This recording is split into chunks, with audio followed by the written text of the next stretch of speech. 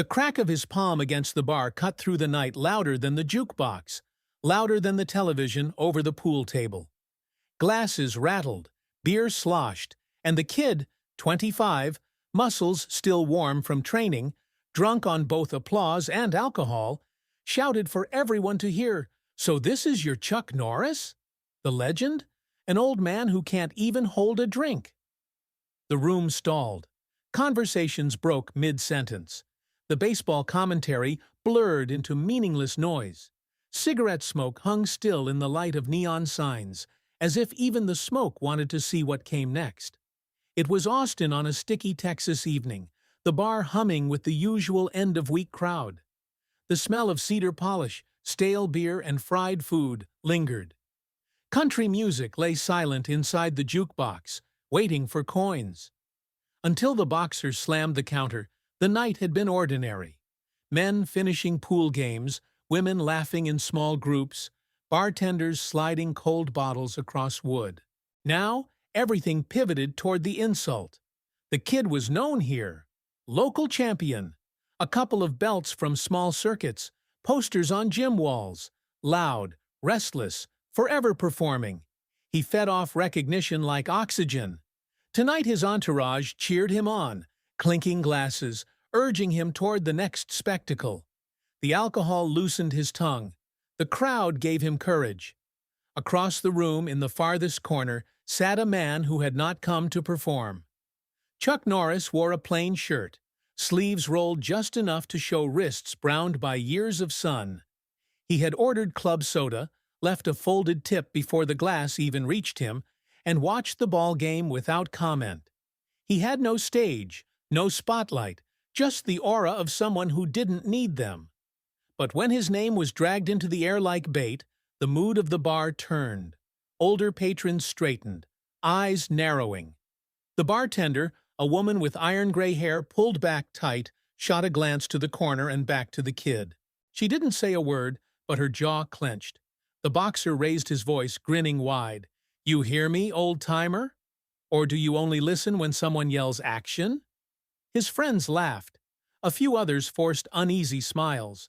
But at one table an old rancher set down his beer and muttered, "Fool doesn't know what he's calling out." Chuck didn't react. He didn't even shift. His eyes stayed on the TV. That stillness was louder than any comeback. The kid mistook it for fear. The older men saw it for what it was: patience. The boxer wanted more. He slammed down his pint, foam sliding across the counter. "I'm talking to you, cowboy."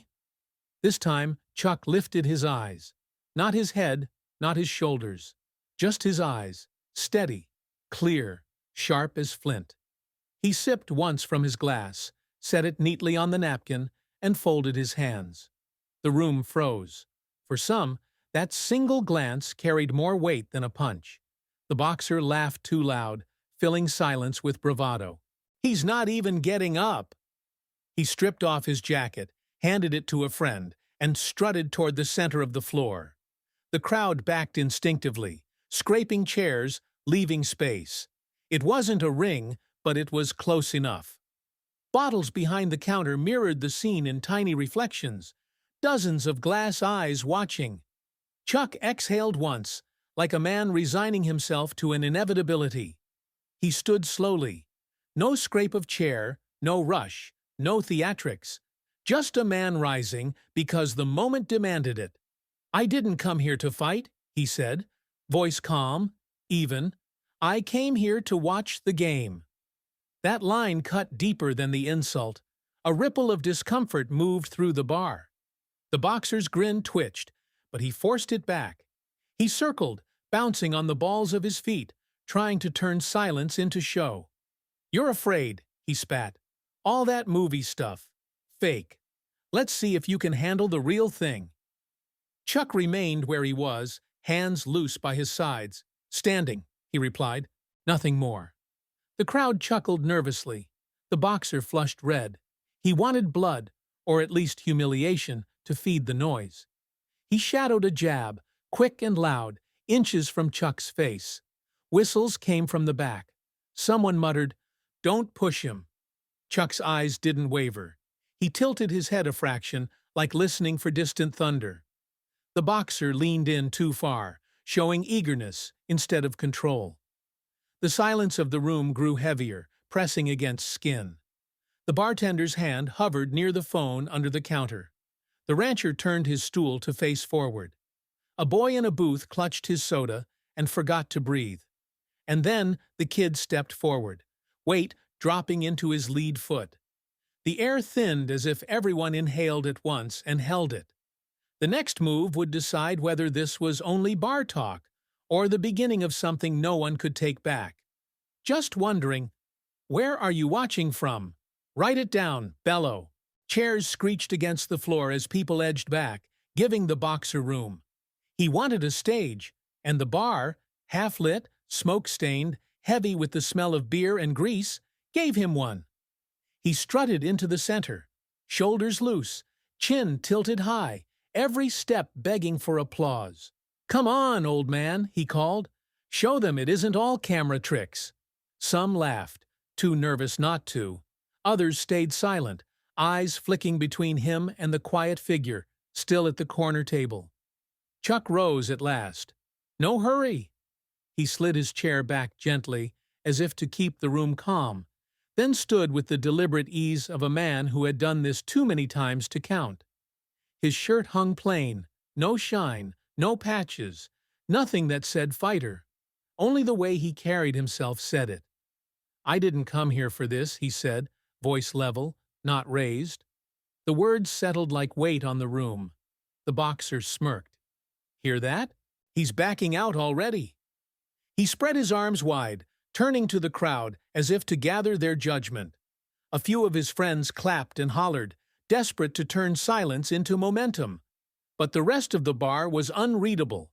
Half the faces tight with tension, the other half wary, as though they'd seen how nights like this end. The boxer stepped closer, lowering his voice just enough for it still to carry. "You made a career pretending. I fight for real." Chuck's gaze didn't shift. His hands hung relaxed, shoulders loose. He looked not at the boxer's face, but at his center, hips, feet, the ground where intent begins.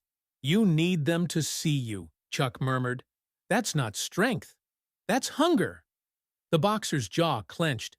He jabbed the air an inch from Chuck's chest, fast, loud, a gunshot echo that snapped off the bottles behind the bar. Gasps broke the silence. Still Chuck didn't move. "Afraid to touch me?" the kid jeered. "Or too brittle to risk it?" Chuck only tilted his head slightly, eyes steady. "I won't be the one to start it." That line stung. The boxer barked a laugh, louder than he felt. He shoved Chuck's shoulder with the heel of his hand, light enough to call it a joke, heavy enough to declare war. "Son," came a voice from a corner, an old rancher, words cracked by whiskey and years. "Don't." The boxer ignored him. He bounced on the balls of his feet, weaving lightly, trying to paint the air with menace. His friends shouted encouragement, their voices hollow in the charged quiet. Chuck didn't track them. He watched only the kid, breathing slow, body like stone beneath water, still, but ready. "Touch hands," the boxer said suddenly, extending his palm low, pretending at sportsmanship. Chuck's eyes flicked from the hand to the kid's smirk, reading the cheap trick written plain across his face. "You already decided it won't be friendly," he said. The boxer snapped the offered hand upward into a mock slap across the chest. It made no mark, but the disrespect was sharp enough to cut. Chuck didn't budge. His ribs might as well have been anchored in granite. "You're making me do this," the kid hissed, stepping closer. "No," Chuck replied, voice almost gentle. "You're making yourself." The bartender's knuckles whitened around a bar rag. The boy in the booth leaned forward so far his soda tipped. Every patron became part of the ring. Their silence the ropes, their stares the floodlights. The boxer crouched, weight loaded on his front foot. His fist shot forward, glove arcing toward Chuck's jaw. For an instant, the whole bar inhaled. No one blinked. No one moved. The question carved itself into the moment, sharp and unrelenting. Would the fist land and the legend shatter? Or would the old man's calm prove more dangerous than any youth or speed? The punch came on a straight line, fast enough to raise the hairs on forearms as it passed. The room squeezed smaller around it. The bottles, the neon, the people, everything shrinking to the fist and the face it aimed to rewrite. Chuck didn't step back. He stepped through. The motion was so small, the cameras that weren't there would have missed it. A half-inch slip of the head, a soft turn of the shoulder, the glove sewing past his cheek by a whisper. The kid's elbow overextended by a finger's breadth. That was the opening.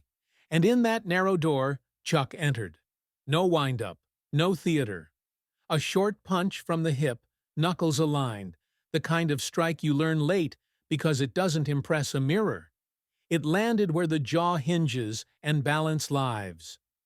The sound was not a crack, but a thud, like a hand on a hollow door. The boxer's eyes stuttered. His knees forgot the floor, and he dropped to one knee as if the room had tilted.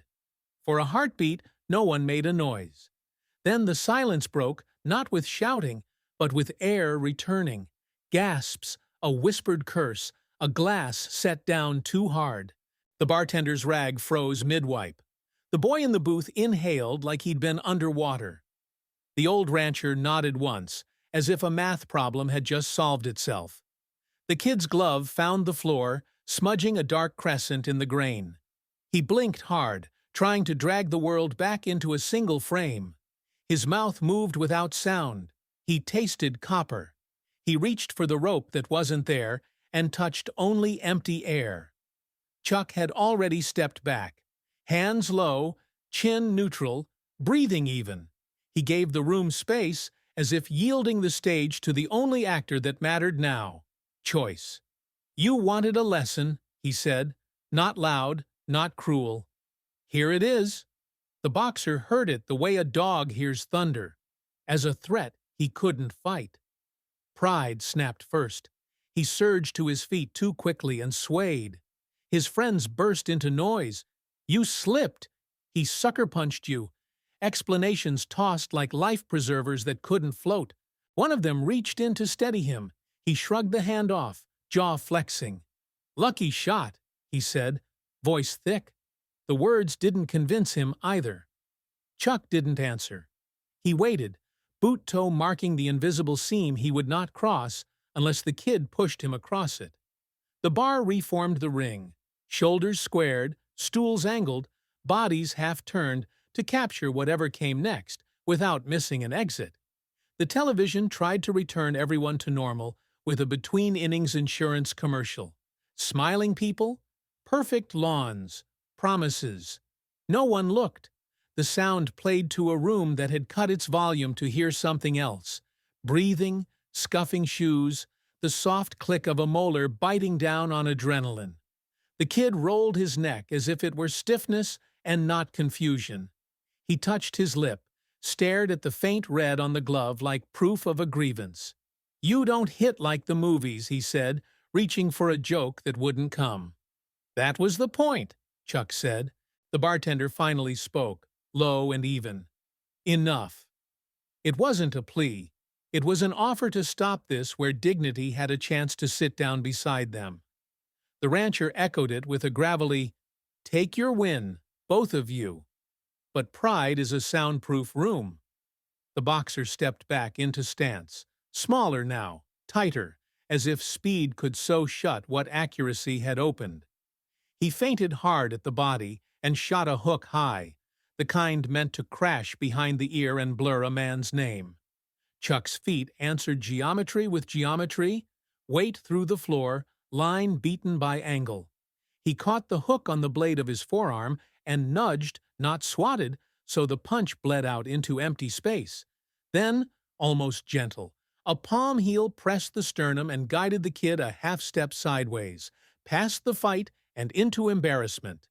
"You don't need this," Chuck said, and the quiet of it cut more than volume ever could. The boxer's breath sawed.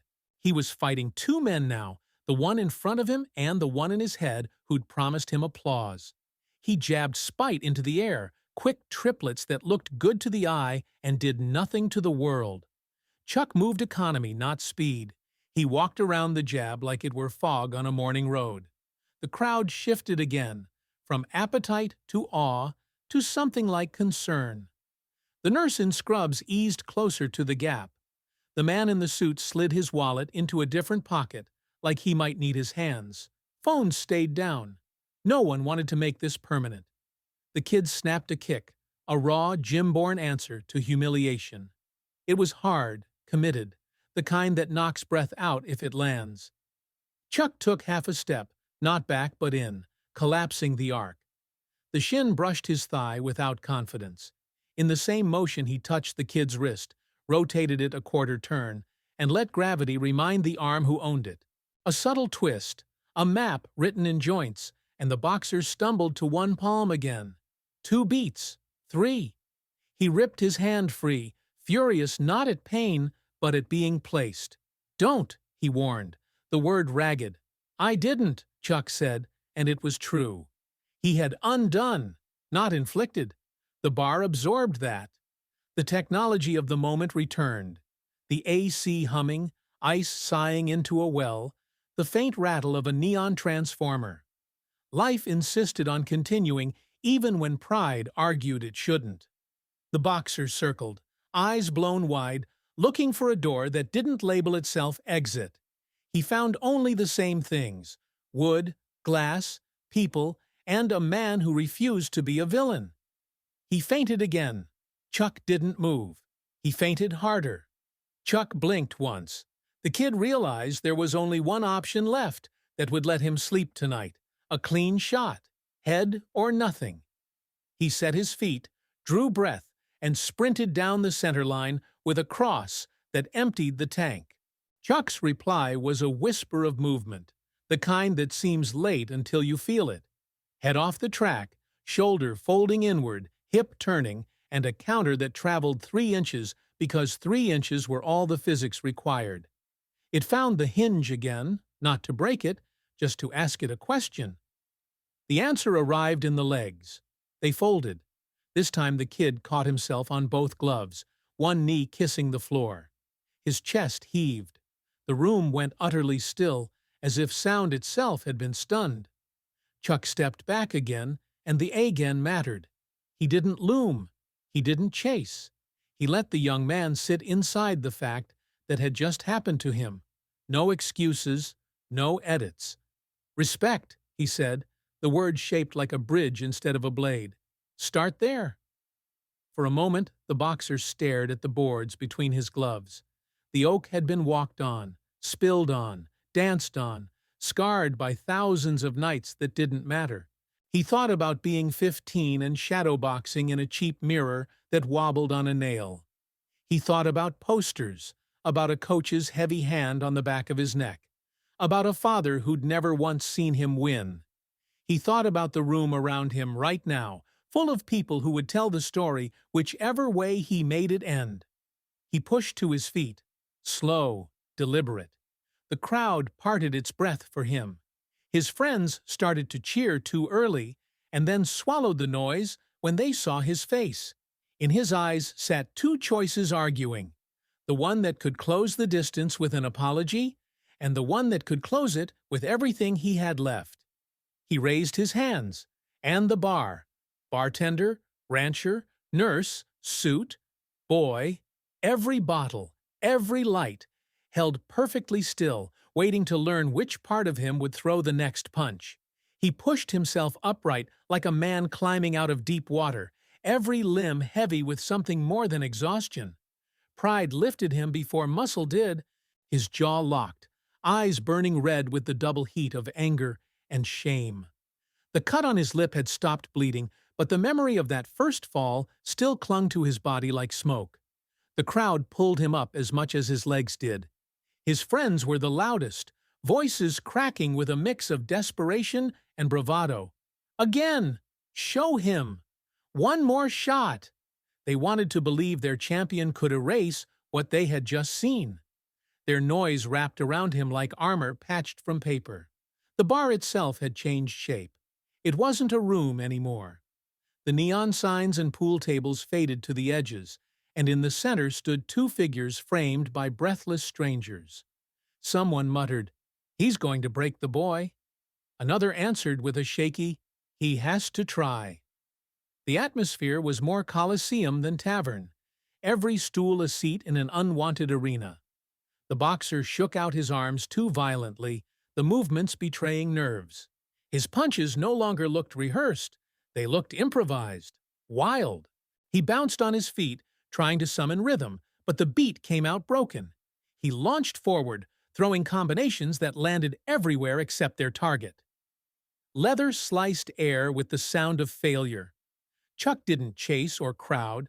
He stepped back half a pace, leaving just enough distance to make the point. "I'm not stopping you. You are." His face was calm, the faintest crease of a smile at the corner of his mouth.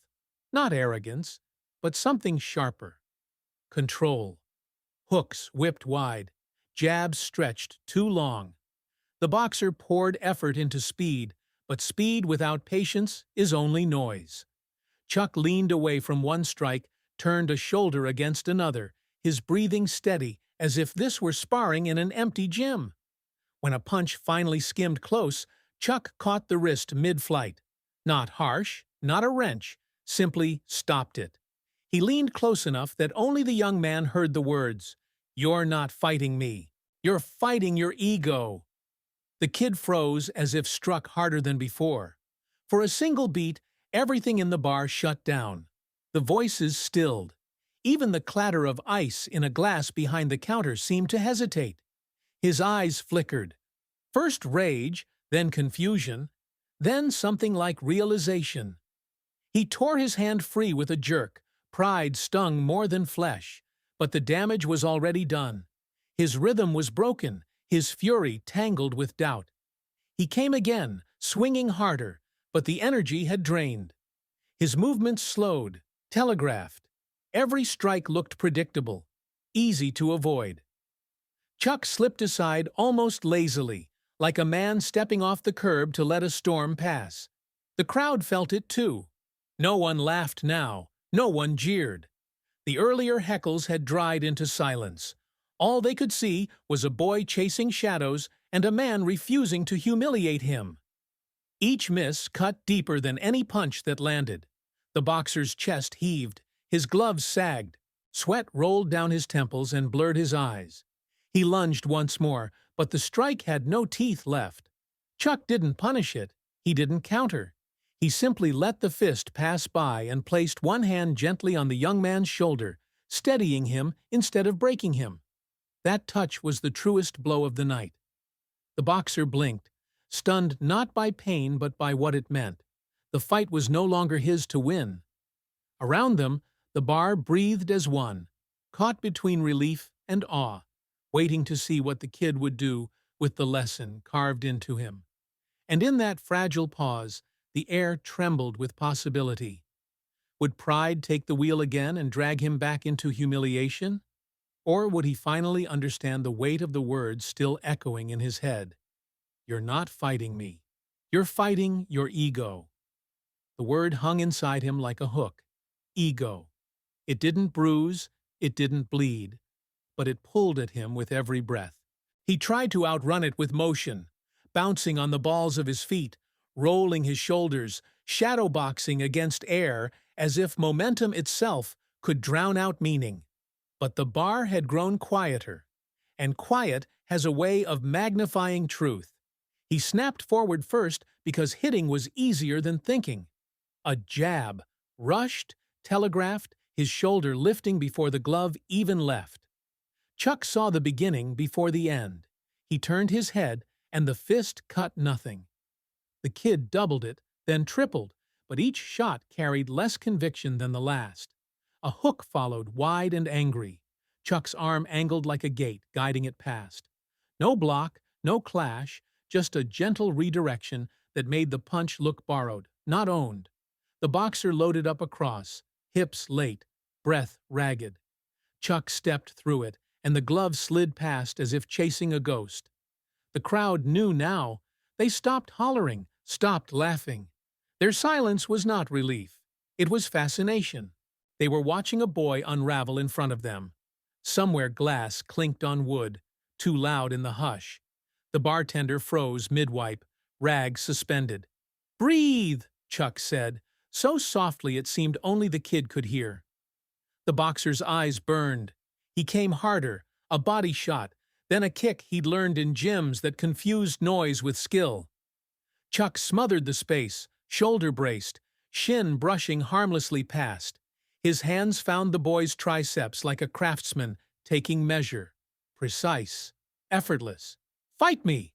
the kid barked, voice cracking. Chuck's answer was calm, almost kind. "I am. You're the only one swinging that cut deeper than leather." For the first time, the boy saw himself from the outside. Wild arms, empty lungs, chasing someone who refused to become his enemy. The realization made his punches slower. Each movement dragged, predictable before it began. Chuck slipped them like a man stepping off a curb to avoid puddles. The voices in the bar shifted.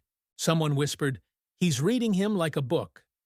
The old rancher near the jukebox said, low, "No, he's reading his pride." The boxer tried again, desperate.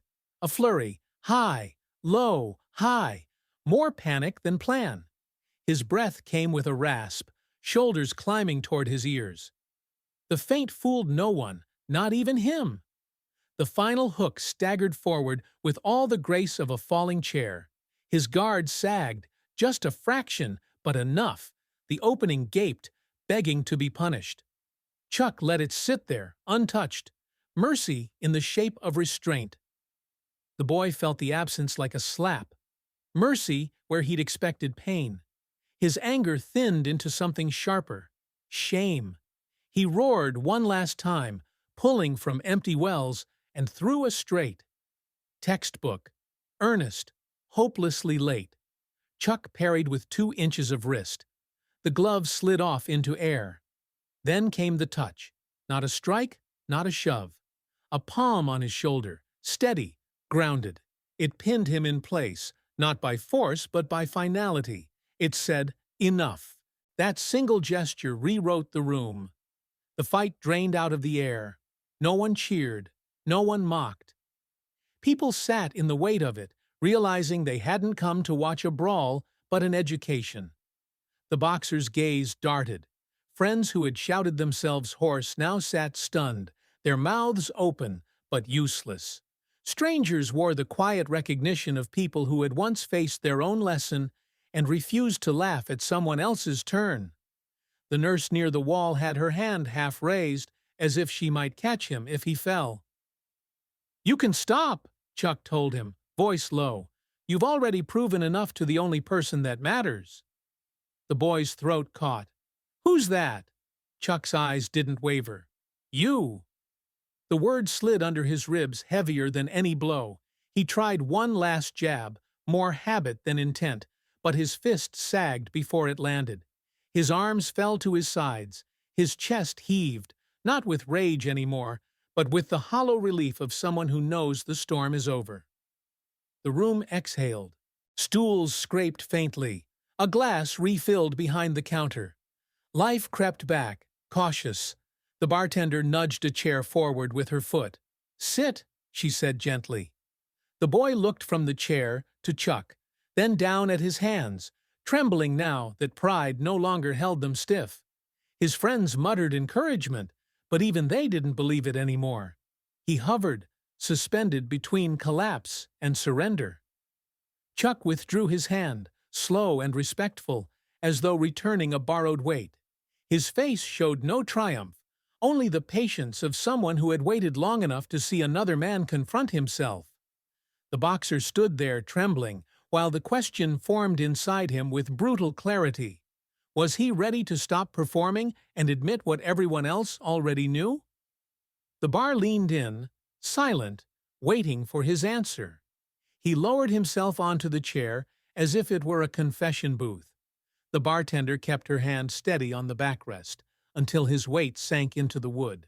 His gloves, slick with sweat, hung off his knees like anchors. For a long half-minute, He only stared at the floorboards, scarred planks, each groove a witness to nights of laughter and fights less meaningful than this. His chest rose and fell in uneven rhythm, breath fighting against the silence. "I wanted to prove I was strong," he said, words brittle, scraping his throat raw. "But I see now. I'm still just a kid."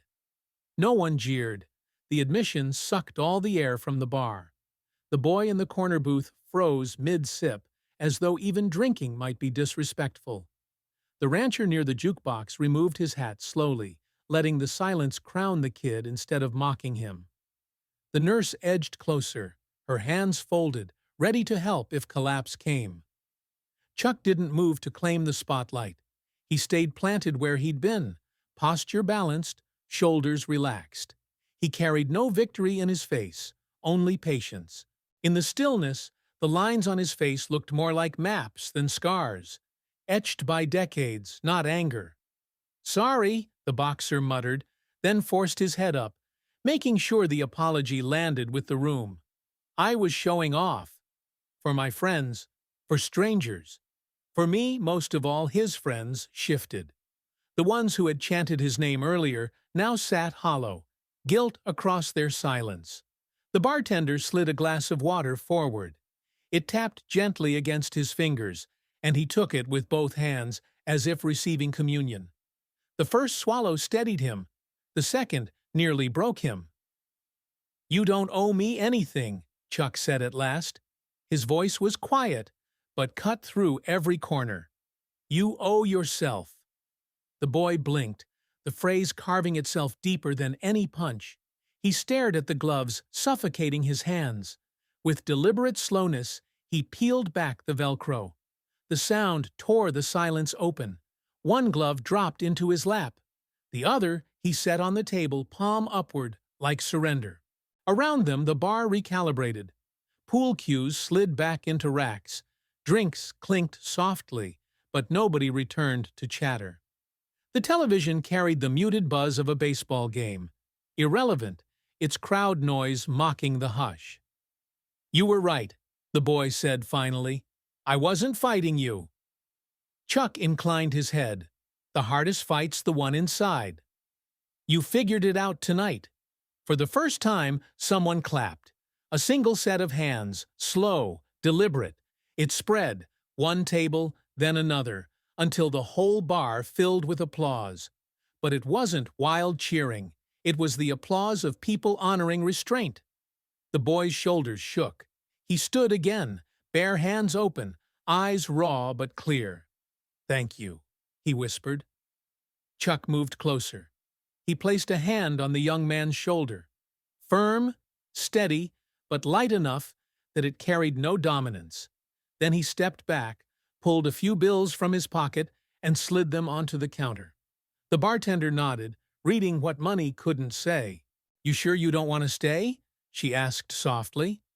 Chuck's mouth curled into something almost like a smile. "Game's over," he said, glancing at the muted television. "At least this one." He walked toward the door, the heat of a Texas night pushing through the frame to meet him. Before leaving, he paused by the boy in the booth, the youngest witness, eyes wide. Chuck leaned slightly, voice low but clear. "Take notes." The boy nodded so quickly his soda spilled. Then the door swung, and Chuck stepped into the dark, vanishing into the hum of crickets. He didn't look back. He didn't need to. Inside, the boxer sat again, gloves abandoned, friends now circling not as fans, but as companions. The bartender set down a bowl of ice and a towel. The rancher started a story about the first bronc that humbled him. The nurse finally laughed at a small joke. The TV rolled credits no one cared about. The kid looked at his reflection in the glass of water. "I thought winning would fix me, but it just makes the mirror louder." He pressed ice to his lip and smirked faintly. "Guess tomorrow I start over." The applause that followed wasn't for Chuck anymore. It was for the boy, for his honesty. It swelled, not chaotic, but steady. And when it faded, the jukebox came alive with a song older than most of the crowd. Some said it was coincidence. Others swore it wasn't. And the night ended not with fists or shouts, but with a quiet truth everyone carried home. Real strength is not in conquering others. Real strength is in conquering yourself and knowing when not to strike.